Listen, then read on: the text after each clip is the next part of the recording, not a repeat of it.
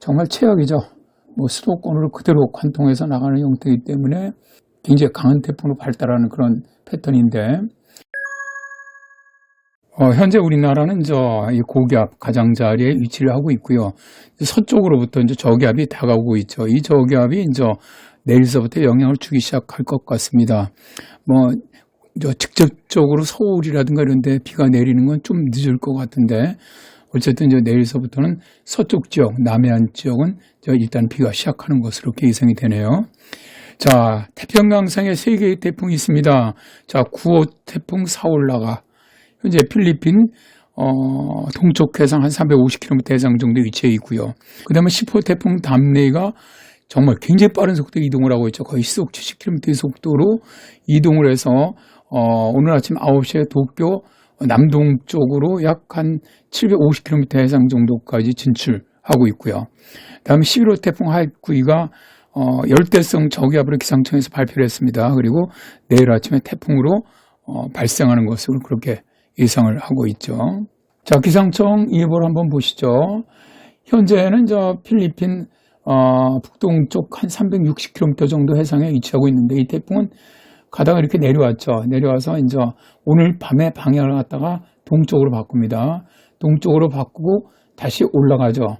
그래서 이게 29일이고요. 30일, 그다음에 31일에 타이완 남동쪽으로 상륙을 해서 북상을 해서 1일날 중국의 장저우 쪽으로 상륙하는 것으로 그렇게 현재 우리 기상청은 예상을 하고 있습니다.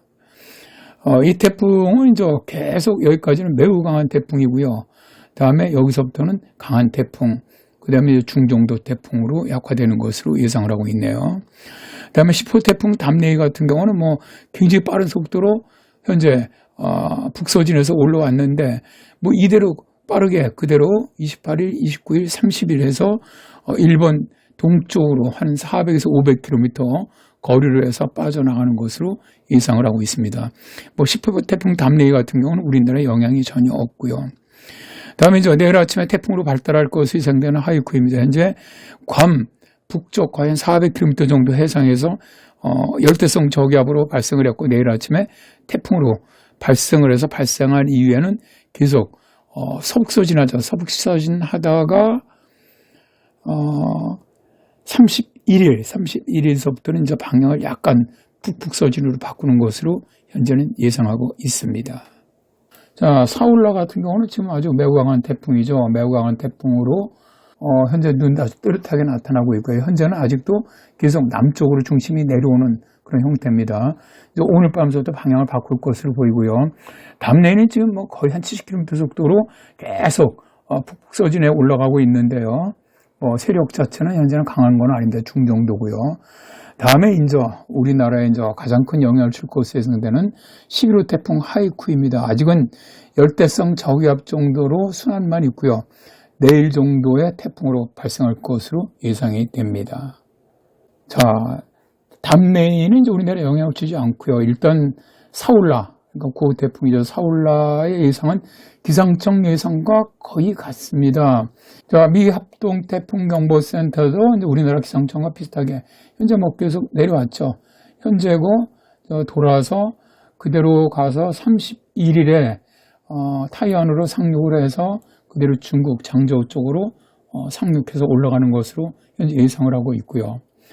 일본 기상청 같은 경우도 현재 이렇게 돌아 내려왔죠. 내려와서 다시 내일, 그다음에 이제 모레, 그다음에 수요일 30일이죠.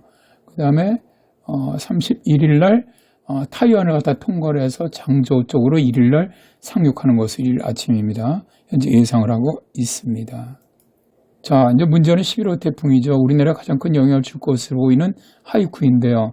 자, UM을 한번 우리나라 기상청에서 활용하고 있는 UM 모델입니다. 한번 보시죠. 자, UM 모델에서 보면은 태풍 하이쿠이는 계속 그대로 북서진해서 4일 정도의 상하이 앞으로 가갖고 5일에서 6일 사이에 수도권 지역으로 통과하는 것으로 현재 예상을 하고 있고요.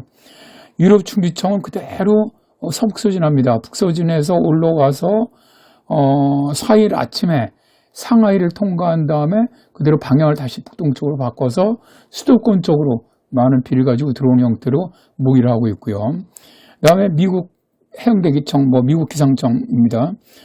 궤도로 북북 서진해서 올라오면서 강력하게 발달합니다. 발달해서, 이 규슈 서쪽으로 해서 대한해협 쪽으로 빠져나오는, 이때가 이제 5일 새벽인데, 5일 새벽에 이런 형태로 현재 모델들은 예상을 하고 있습니다. 자, 한번 보면은, 유행 같은 경우는 그대로, 북서진에 올라오다가 1일 정도서부터 거의 북서진으로 바꿨죠. 그러다가 다시 방향을 바꿔서 서해상으로 나간 다음에 틀어서 수도권으로 들어오는 이런 형태로 예상을 하고 있고요. 다음에 ECMWF 같은 경우는 유럽 중기청이죠. 그대로 계속 북서진에서 올라와서 4일 정도의 상하이 앞쪽까지 온 다음에 방향을 북동쪽으로 바꿔서 구름대가 수도권 쪽으로 들어오는 모양으로 예상을 하고 있고요. 네, 미국 기상청 같은 경우는 그대로 올라오다가 1일서부터 거의 북북서진에 가깝게 올라오죠.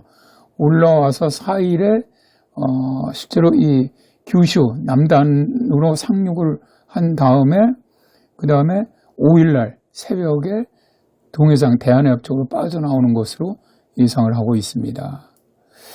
자, 이렇게 예상을 할 때입니다. 이렇게 예상을 할 때, 자, UM 같은 경우 우리나라 기상청이 활용하고 있는 UM 같은 경우는 정말 최악이죠. 수도권으로 그대로 관통해서 나가는 형태이기 때문에 가장 큰 피해가 발생할 그런 예상이 높고요. 또 태풍도 아주 굉장히 강한 태풍으로 발달하는 그런 패턴인데, 유럽 중기청 같은 경우는 강하게 발달 안 합니다. 그냥 거의 약하거나 중정도까지만 발달하면서 북상을 하다가 상하이 앞에 와서 그 다음에 방향 바꾸죠. 저기압으로 방향을 바꿔서 들어오는데 주로 비구름대가 수도권 쪽으로 들어오는 이런 형태입니다. 일단은 크게 다른 데 영향 없을 것 같고요. 수도권 쪽으로 좀 비는 많이 올 그런 모델입니다. GFS 모델 같은 경우 그대로 이제 북북서진에서 올라와서 규슈 서단으로 해갖고 나와서 대한해협으로 빠져나가는 이런 형태인데, 자, 이런 형태로 나갈 때는 이 그림에도 보시면 아시지만은 동해안 지역, 그다음에 남해안 지역, 부산, 울산, 포항 이쪽 지역으로는 아주 비도 많이 호우도 내리고 바람도 엄청 강한 그런 패턴이 됩니다.